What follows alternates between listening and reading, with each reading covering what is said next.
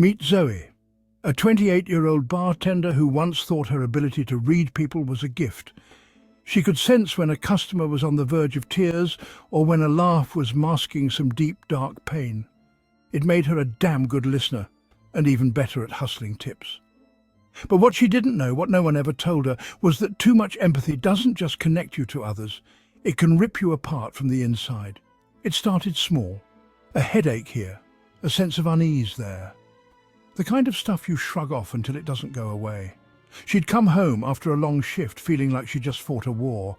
It wasn't physical exhaustion, it was something worse, a mental storm she couldn't shake. Then it got worse. She'd lock eyes with a customer and suddenly it was like their emotions weren't just theirs anymore, they were hers too. A regular morning his divorce would leave her sobbing in the stockroom. A jittery college kid with finals would fill her chest with dread so heavy she couldn't breathe. And the rage? Oh, the rage. One night, after cutting off a drunk guy yelling at the staff, she felt his anger burn through her veins like fucking wildfire. At first, Zoe thought she was going crazy.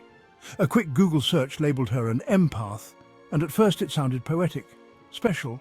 But this wasn't just picking up good vibes at yoga class or knowing when someone had a bad day.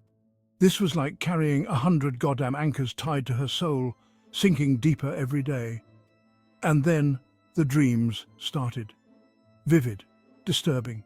She'd see herself through other people's eyes like a living, breathing mirror of their pain. One dream was her mother crying in shame for mistakes Zoe had never even known about. Another was a co-worker, imagining punching her in the face for taking a bigger tip jar. Zoe woke up, gasping, drenched in sweat, her mind unable to separate her reality from theirs.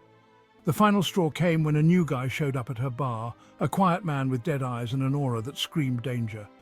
He sat in the corner nursing a beer, and Zoe felt his presence before she even saw him. A tidal wave of grief slammed into her chest. His mind whispered things she couldn't unhear. Zoe froze, the glass in her hand slipping and shattering at her feet. The man glanced up, locking eyes with her. And in that moment he knew she could feel it, and he fucking smiled. She quit the next day, terrified she was going to pick up emotions she couldn't survive. But it didn't stop. It never stopped.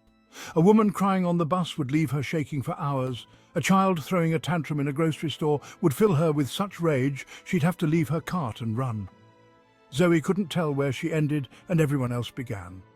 Isolation became her only escape.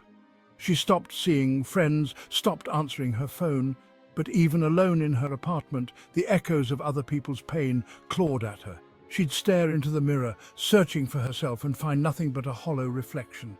Empathy wasn't a gift. It wasn't some superpower. It was a curse, a goddamn leash tied to the world's ugliest truths, dragging her down into a pit she couldn't climb out of. Zoe's last attempt at freedom was therapy. But sitting across from the therapist, she felt the woman's doubts, her pity, her own creeping guilt for not being able to help. And for the first time, Zoe laughed, a dry, bitter laugh that tasted like ash. "How do you fix something," she asked, "when the thing that's broken is feeling everyone else breaking?" There was no answer, only silence.